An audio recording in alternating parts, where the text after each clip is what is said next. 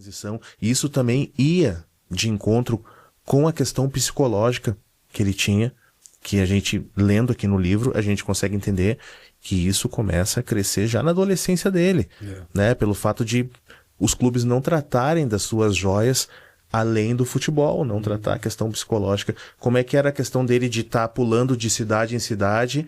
Ele queria se estabilizar, obviamente, num lugar, e já vamos falar sobre esse problema psicológico que ele tinha, de depressão, que teve quase o fundo do poço quando ele jogou no Internacional, nos anos 94, que acompanhou ele durante boas décadas aí, né?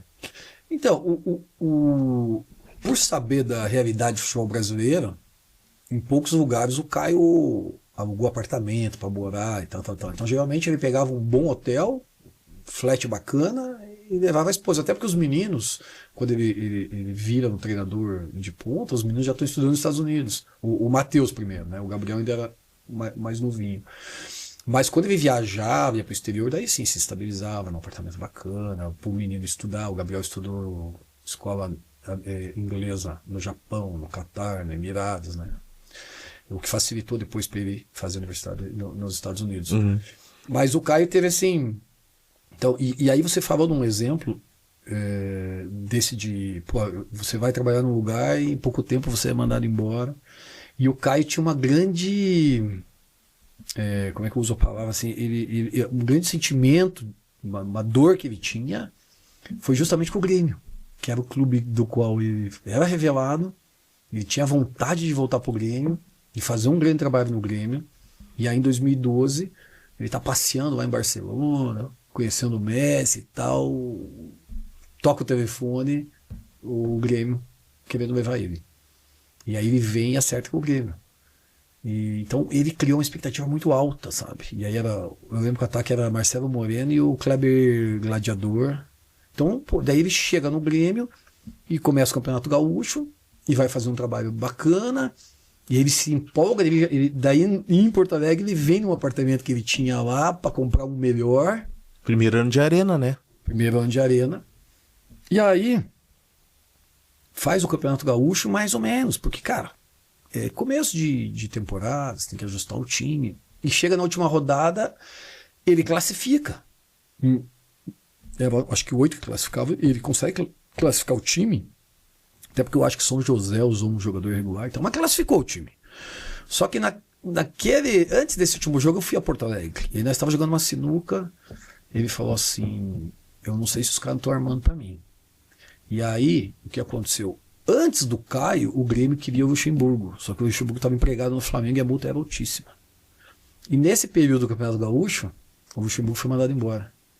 Aí os caras tiram ele no final do primeiro turno e contratam o Luxemburgo. Caraca, era até um presidente que era candidato a deputado. Lembro que ele apresentou o Luxemburgo no número 23, que era o partido dele, o PPS. Não lembro lá, não, me fugiu o nome. Pode ser o Odoni. Não, o Odoni era o diretor, né? Pode ser o Paulo Odoni, pode ser o Verardi. Tem vários do Grêmio que enveredaram para a política, vários. Mas então, assim, essa foi a grande decepção do Caio, sabe? Ele sai ali do Grêmio, cara, muito abalado. Tanto que ele procura a Maíra para fazer um trabalho, um coaching com ele, sabe, específico. E aí ele começa a se tratar, fazer um tratamento forte para ele mesmo, sabe, psicológico. Porque, como você disse, né, já podemos até entrar na questão que você vinha falando. Certamente. O Caio, desde criança, quando ele sai de casa, ele vai pro Olímpico, ele é um menino de uma família boa, uma formação boa, tinha as camisetinhas de surf, que na época era só quem tinha dinheiro podia ter.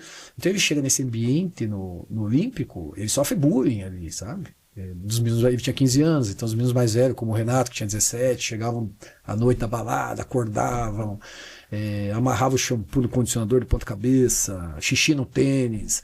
Teve um dia que ele foi jogar no interior e no hotel ele aparece de pijama. Pô, arrancaram o pijama dele, queimaram. Então, essa coisa começou desde criança. Chegava o dia que ele queria ir embora, mas daí voltava pelo sonho de ser jogador de futebol. Então ele sofreu com isso.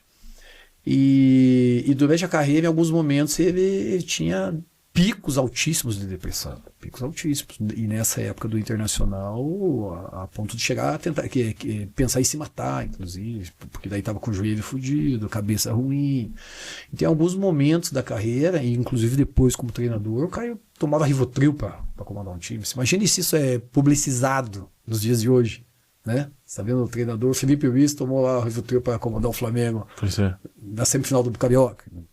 Tu não imagina, mas é como você falou, porque nunca se olhou para a base, para os meninos, para os treinadores, com esse olhar do ponto de vista da saúde também. Porque a vida do treinador é muita pressão. É a pressão para preparar o time, é a pressão para o time jogar do jeito que se preparou, é a imprensa, é a diretoria, é a torcida, é o adversário, é uma panela de pressão na vida do treinador. É muito difícil. E aí, então o Caio, depois que ele faz, daí quando ele tem esse problema no Grêmio, ele começa a fazer um trabalho de coach e ele se entender melhor, se preparar melhor e entender assim, porque até então o Caio era o seguinte, ele ganhava um jogo, ele não se sentia feliz pela vitória, ele se sentia aliviado pela derrota. Entendi. O sentimento dele não era o sentimento de satisfação, né? Só de alívio mesmo. Só de alívio. E quando perdia, ele puxava para ele a responsabilidade, toda ela. Como é que era o pós-jogo dele? Digamos que ele perdeu um jogo no Maracanã, não importa o placar, o que não é normal acontecer com o time do Flamengo, por exemplo. Não, ele se trancaram em casa. Perdeu o jogo, o cara vai para casa e aí você já não tinha mais nem acesso àquilo, porque simplesmente era diferente quando a gente ganhava, que daí ele fazia questão de levar todo mundo para um restaurante, tomar vinho e dar risada. Mas sempre a comissão técnica, a família, amigos mais próximos, né? Fizemos isso. Tomamos muito vinho comemorando vitória, dando risada e cantando. Ele era divertidíssimo. Um cara muito astral bom. E depois que ele começa a fazer esse trabalho com a Maíra, ele começa a melhorar, a cabeça dele começa a ficar bacana, ele começa a entender melhor, valorizar a vitória, sabe, tirar esse peso dele. E aí ele começa a fazer uns trabalhos gostosos, assim, lá antes da Chapecoense, lá em Dubai, foi um trabalho muito legal. E aí quando ele chega na Chapecoense, ele tá no auge, cara. Tanto que ele dá uma entrevista especial no Globo Esporte, que eu ajudei a produzir com o pessoal do Globo Esporte.